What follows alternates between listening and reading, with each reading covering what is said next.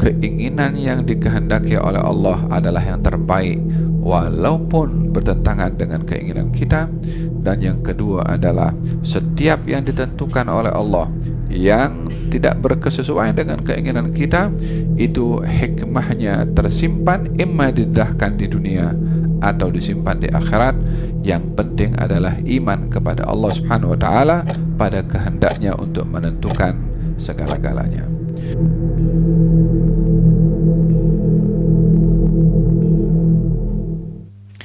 Ada kalanya dalam hidup ini kita semua mempunyai keinginan. Keinginan manusia termotivasi dengan background manusia itu apa. Bila dia orang yang baik, maka akan terinisiatif untuk mempunyai keinginan yang baik. Bila dia orang yang tak baik, maka akan punya keinginan perkara-perkara yang tidak baik juga. Bergantung kepada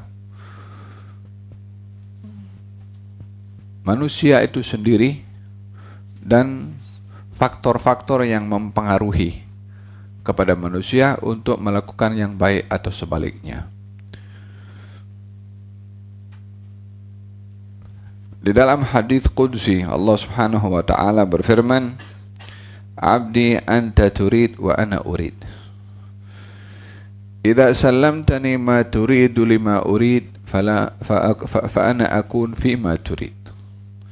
Wa in a'radta anni amma uridu ila ma turid fala yakunu illa ma urid."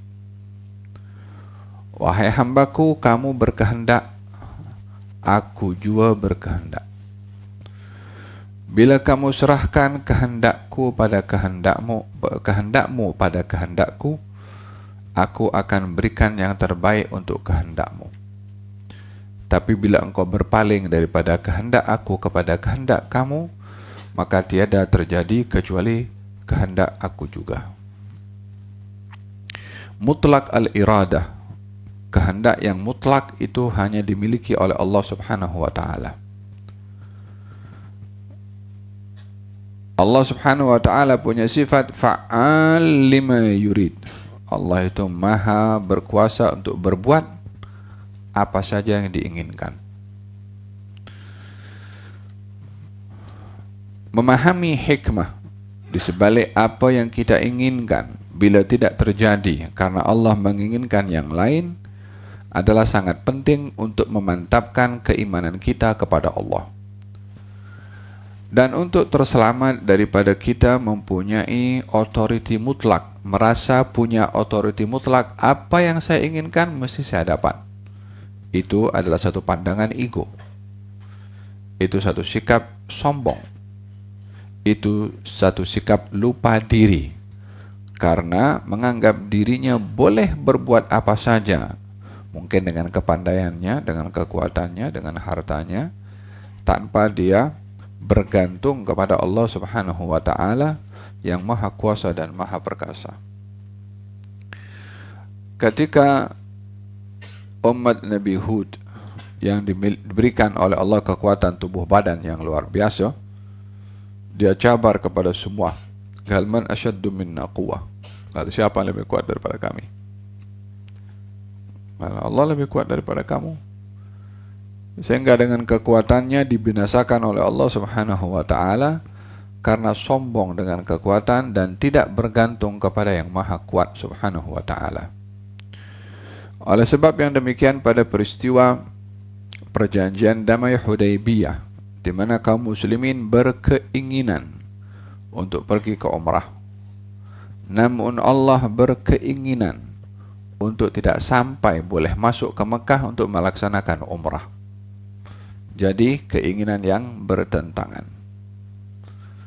Kaum muslimin ingin masuk pergi ke umrah, sudah memakai ihram.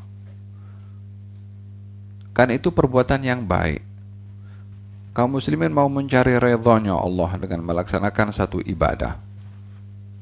Tetapi Allah Subhanahu wa taala berkehendak dengan kehendak yang lain. Gal tak boleh masuk karena balik pergi ke Madinah juga. Sehingga hal ini menimbulkan tanda-tanya besar kepada kaum muslimin. Sehingga datang Sayyidina Umar kepada Rasulullah dan menyoal, ya Rasulullah, bukankah kita di pihak yang benar dan kaum musyrikin di pihak yang salah? Kata Nabi, betul.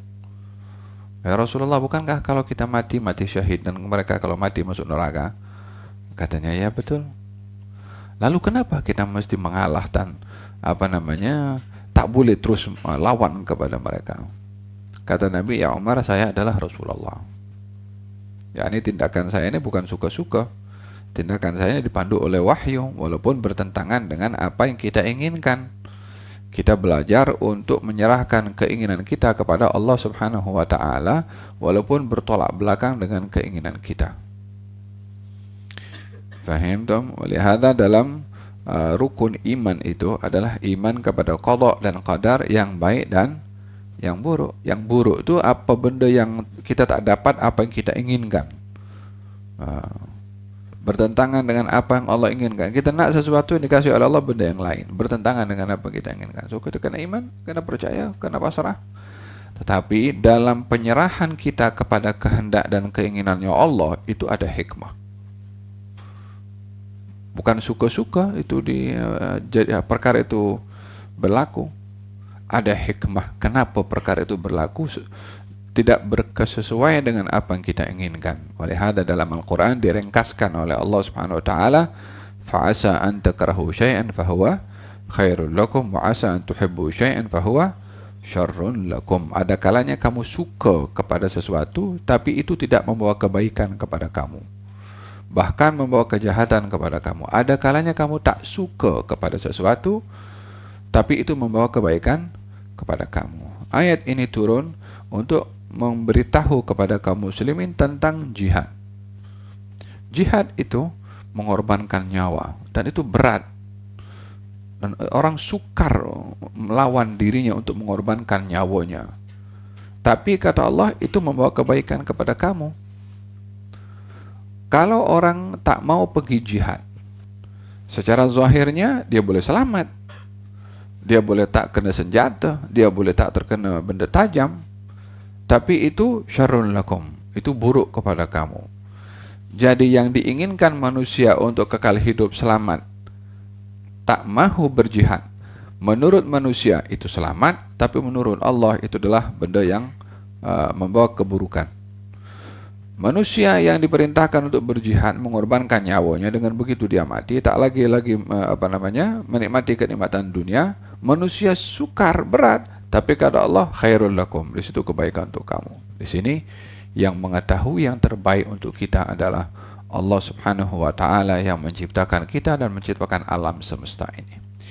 Dalam peristiwa Sulhul Hudaybiyah, waktu itu kaum muslimin datang untuk pergi ke umrah, namun Allah berkehendak untuk tidak berlaku umrah itu dan mesti balik ke kota Madinah. Dijelaskan oleh Allah kenapa itu berlaku, hikmahnya itu apa. Dijelaskan hikmah ini supaya kita tahu bahwasanya keputusan Allah itu ada sebab. Walaupun kita tak suka, tapi ada sebab yang lebih baik daripada apa yang kita inginkan. Katanya, wa huwa alladhi kaffa aydiyahum ankum wa aydiyakum anhum bi batni Makkah min ba'di an adfarakum alaihim wa kana Allahu bima ta'maluna basira. Dialah Allah kaffa aydiyahum. Kaffa mencegah, menahan tangan-tangan mereka daripada menyakiti kamu. Maksudnya dialah Allah yang menghalang kekuatan kaum musyrikin untuk menyerang kamu, untuk memerangi kepada kamu. Wa aydiyakum anhum, dan dialah Allah juga yang mencegah tangan-tangan kamu daripada membunuh kepada mereka, kepada kaum musyrikin. Jadi daripada kedua belah pihak, Allah cegah tangan kaum musyrikin daripada membunuh kepada kaum muslimin. Allah juga cegah tangan kaum muslimin daripada membunuh kaum musyrikin. Jadi di sini Allah menyebutkan tasarruf, sikap otoritinya Allah, kehendaknya Allah kepada semua, kepada muslimin dan juga kepada musyrikin. Muslimin waktu itu ingin berperang, karena ada baiat itu kan untuk berperang. Tapi Allah kata jangan perang. Musyrikin sudah sekian belas ribu dengan senjatanya sudah standby untuk menyerang kepada kaum muslimin. Allah beritahu, kaffa aydiyahum ankum, jangan perang.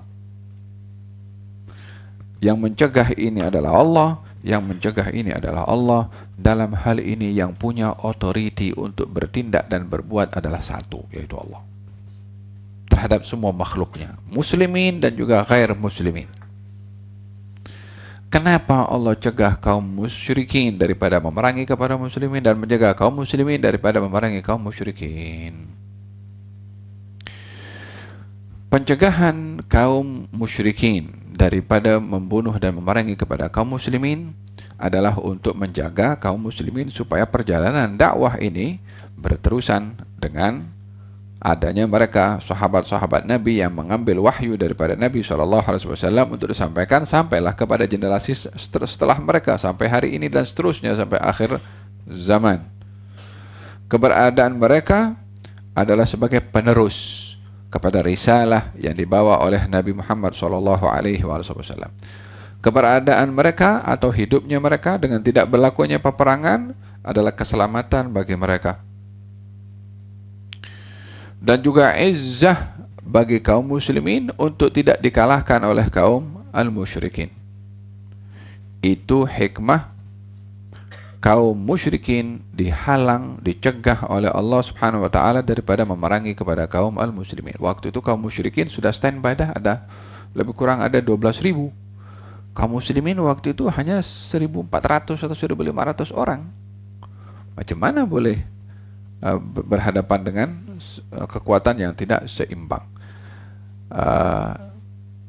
Secara hukum akal adalah tidak mungkin untuk memenangi, melainkan ia dengan bantuan Allah Subhanahu wa taala. Adapun Allah mencegah kaum muslimin daripada membunuh kepada kaum musyrikin adalah mengelak daripada berlakunya pertumpahan darah di wilayah yang ianya adalah berhampiran atau mungkin akan masuk ke tanah suci Mekah. Berlakunya perjanjian damai Hudaybiyah itu kan dekat dengan kota Mekah. Kalau itu sampai berlaku, maka dengan demikian kota Mekah akan menjadi tempat berlakunya tumpah darah, sementara kota itu adalah kota suci. Tidak sepatutnya kota suci menjadi tempat berlakunya pertumpahan darah. Faham dong? Jadi di sini kita melihat bahwasanya tasarrufnya Allah, ialah dengan bahasa kita campur tangannya Allah kepada kedua belah pihak menyelesaikan dan menyelamatkan kedua belah pihak. Keselamatan kepada kaum musyrikin dengan tidak berlakunya peperangan, adanya peluang kepada mereka satu hari untuk masuk Islam. Kalau mereka terbunuh dalam peperangan itu dalam keadaan musyrik, maka dia akan berada di neraka selama-lamanya. Tapi berapa ramai mereka daripada kaum musyrikin waktu itu, yang pada akhirnya ramai daripada mereka memeluk agama Islam setelah perjanjian damai Hudaybiyah itu. Yang kalau berlaku peperangan mungkin di antara mereka ada yang mati dan masuk neraka, wala'iyadzubillah. Dengan demikian kehendaknya Allah, walaupun ia bertentangan dengan apa yang diinginkan oleh kaum muslimin, tapi ia memberi hikmah kepada kedua belah pihak. Kepada kaum muslimin dengan mereka kembali dengan selamat, kepada kaum musyrikin dengan mereka juga selamat dan adanya peluang kepada mereka untuk memeluk agama Islam di masa akan datang. Dan hikmah juga melindungi kota suci Mekah daripada berlakunya pertumpahan darah. Demikian hikmah yang dikehendaki oleh Allah Subhanahu wa taala dengan tidak berlakunya peperangan pada perjanjian damai Hudaybiyah, walaupun kedua-dua belah pihak berkeinginan untuk perang. Jadi dua hikmah penting yang kita perlu ambil. Yang pertama adalah keinginan yang dikehendaki oleh Allah adalah yang terbaik walaupun bertentangan dengan keinginan kita. Dan yang kedua adalah setiap yang ditentukan oleh Allah yang tidak berkesesuaian dengan keinginan kita, itu hikmahnya tersimpan, imma didahkan di dunia atau disimpan di akhirat. Yang penting adalah iman kepada Allah Subhanahu wa taala pada kehendaknya untuk menentukan segala-galanya.